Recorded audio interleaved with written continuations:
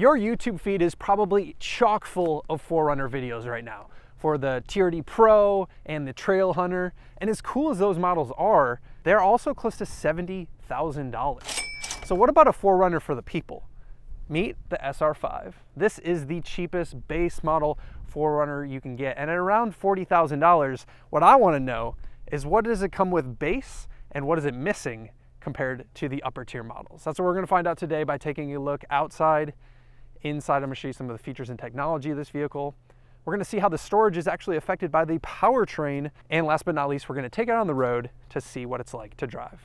Trying to differentiate all the model differences of the new 4Runner is about as easy as learning Calc 3. It's just not that straightforward, but here with the base version, we're really going to focus on what you get at a very base level that is included and go from there. Of course, the 4Runner, like most vehicles, has grown in most dimensions. It is a longer wheelbase than the previous version. It's also wider. This is seen here in ice cap white, a very crisp white, but not the most exciting color of all the ones that we've seen today to choose from. Now, certainly you're not going to get the best grille in the base model version. The upper tier models get the Toyota badge that's coming across the front here. You're also getting this air dam as well, which is on the lower tier models. Definitely an improvement for fuel economy, but TRD Pro and Trail Hunter, that comes off, because if it didn't come off at the dealership, it would definitely come off off-roading. The last thing to mention is really the roof rating, and that's kind of interesting because they've increased it compared to the last model, and regardless if you get the Trail Hunter or SR5, they all have the same body structure, so they actually all support 700 pounds on the roof. So if you're going off-roading or maybe overlanding more specifically, you're able to put a pretty heavy rooftop tent up there. After many years with the V6 in the previous generation, like many Toyotas, they pivoted to a 4-cylinder hybrid powertrain for most 4Runners. The SR5 model, however, skips the hybrid part and instead has a 2.4-liter 4-cylinder turbo. Is it better or worse without the hybrid? You probably already have an opinion on that. What we can say is, while the base engine is only up 8 horsepower compared to the last, it feels significantly faster when you're driving it, due in large part to the fact that the new base engine makes nearly 40 pound-feet of torque more than the outgoing. That's something you can actually feel, and we'll talk more about that on the drive. Another benefit is fuel economy, which is improved to 20 city, 26 highway with the base SR5.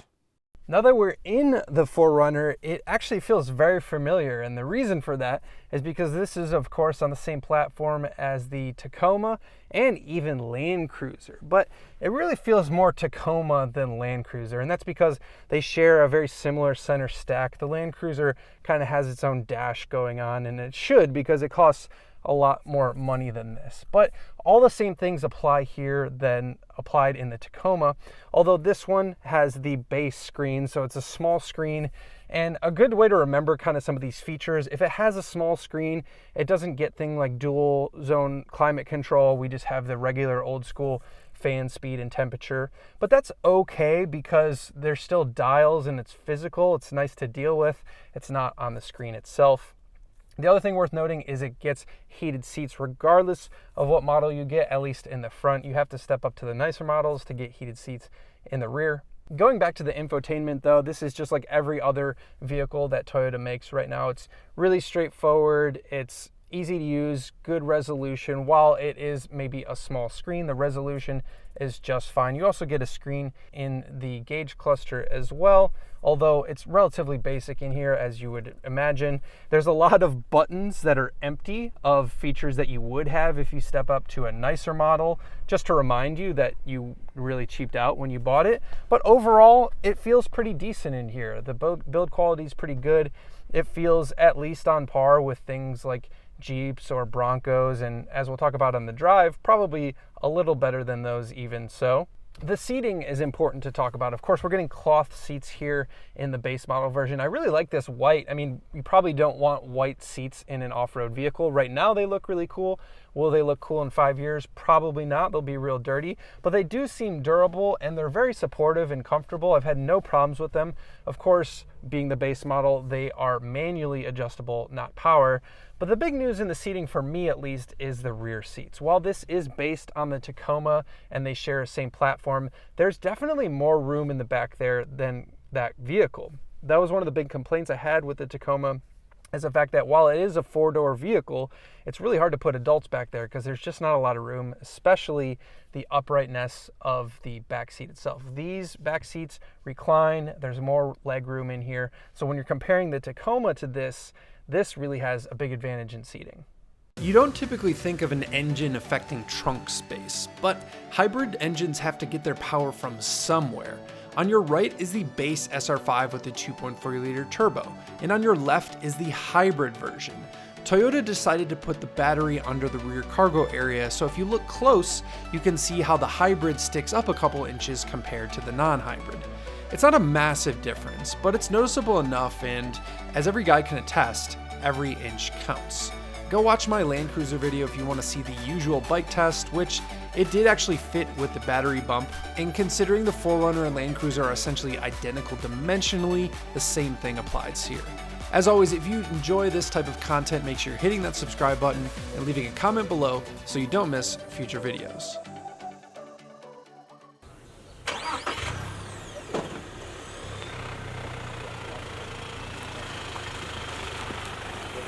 The highly anticipated 4Runner.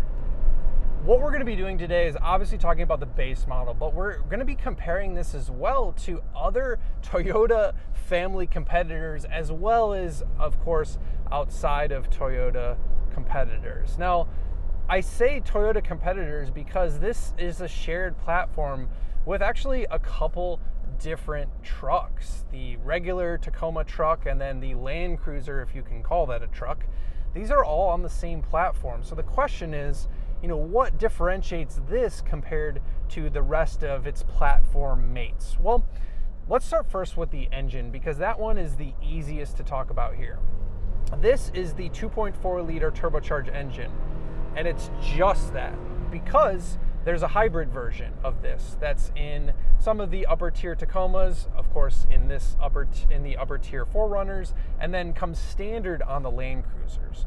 So I'm actually really surprised because this is my first go in the turbo only non-hybrid, and while of course it doesn't make as much total output as that hybrid version, I'm actually really surprised at how quickly the turbo comes on. A lot of times high-strung turbocharged engines, especially in a big SUV like this, there's a lot of lag and it just takes a while for it to make power, but this thing responds really fast, man. I don't know what Toyota's doing.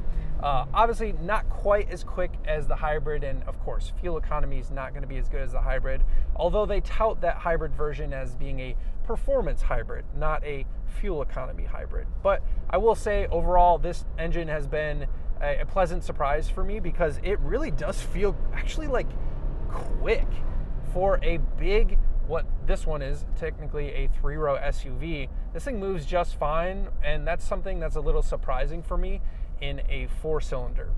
Now the transmission, same as it's in the Tacoma, same as the rest of these.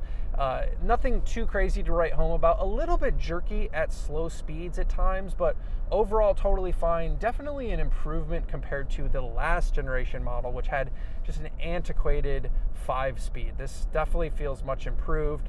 The shifting is, for the most part, smooth, other than those few use cases that I talked about, and it's relatively quick as well. Now, the suspension and chassis, that's where things get a little interesting. Now, the Tacoma that I had not too long ago, if you haven't seen that video, go check it out, was a TRD off-road, and I complained about that suspension because I thought it was too firm. Rode very truck-like compared to the other mid-sized trucks that are all still body on frame that rode the most truck-like. This is similar in ways. Like, it's very clearly a body on frame vehicle. It doesn't fool you into thinking that it's a unibody, like, things like the Passport or stuff like that. But it is definitely softer than that TRD off-road Tacoma that I drove. Overall, it rides well. I mean, it's pretty soft. It just, some of the just like small, sharp edges. You really feel kind of bounce and resonate through this vehicle. There's a bit of head toss, kind of a lot of side-to-side movement because of how softly sprung really it's set up. But the dampening is definitely, the damping and the spring rates are all different across all these models. But I'll say in the base version, it's very much acceptable. Like I said, it's on the side of utilitarian, feels body on frame, not unibody, but that's not the worst thing ever, of course, when you want something that's quite robust. That's exactly what this is. Now, the rest of this, I can see where some of the money has gone in terms of this versus the Land Cruiser. There's more wind noise and road noise in here compared to what I recall in the Land Cruiser. That makes sense. That car is $20,000 to $30,000 more expensive than this. I already mentioned the suspension. The suspension and overall this whole package really is closer to the Tacoma than it is the Land Cruiser. The center stack, which we've talked about, the ride in the Land Cruiser is definitely superior to this. These are things that you would kind of hope for considering how much more expensive that is, and those have all turned out to be true. But the rest of the driving experience, very easy to get along with. The steering, for as big a vehicle as this is, super light. Toyota nailed it. There's no feel. It's a giant SUV, who cares? But it's light, it's easy to drive. The brake pedal, this is the non-hybrid, so there's no funny business going on with regenerative braking. It's all super straightforward. And I think that's important because that's what the 4Runner traditionally has been all about, being straightforward, being utilitarian, and they've kind of continued that thought process here, right? So when it comes to other competition, I've kind of made references to some unibody cars like the Passport, but what about things like a Bronco or a Jeep? Those are a little more, maybe you can say, serious off-road. These are all going to be super capable off-road, but this has better on-road driving dynamics than any of those. The steering is better, it's quieter, it feels better built.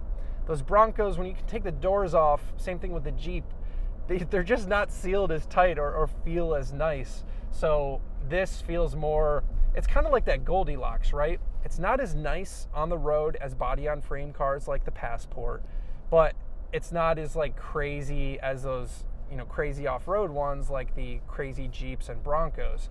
So it kind of cuts that middle ground. And frankly, for 98% of people, one of these SR5s with a 4x4 is going to get you virtually anywhere. I mean, how many percentage points of people are actually doing like extreme off-roading? I think that's what you should answer or ask yourself.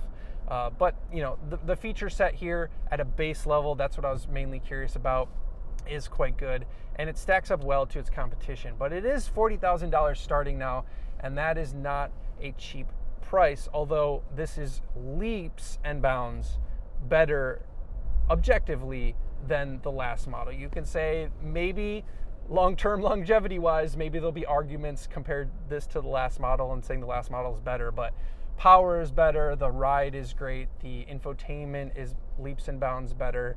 It's a fantastic package. It's been worth waiting for. I like this more than the Tacoma. Wasn't all too impressed with the Tacoma.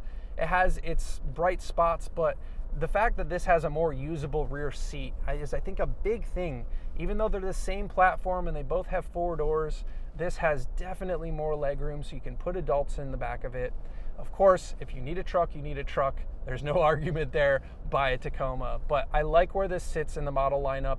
I was worried that it wasn't going to make a lot of sense. And then, of course, compared to the Land Cruiser, this seems like a fantastic value. That Land Cruiser is a good vehicle, but when you consider that you can get this for $20,000, $30,000 less, it starts to become a tough sale, frankly. Unless you really fall in love with the looks, and then of course the hybrid powertrain. That's going to be up to you. So I hope you guys enjoyed the video. I've really enjoyed my time with the 4Runner. Full disclosure, Toyota flew me here. They fed me, they put me in a hotel, but these opinions are my own. They just got me here so that I could review it for you guys. So thanks for watching, guys. Made it this far. Consider hitting that like and subscribe button, and I'll see you guys on the next one. Peace.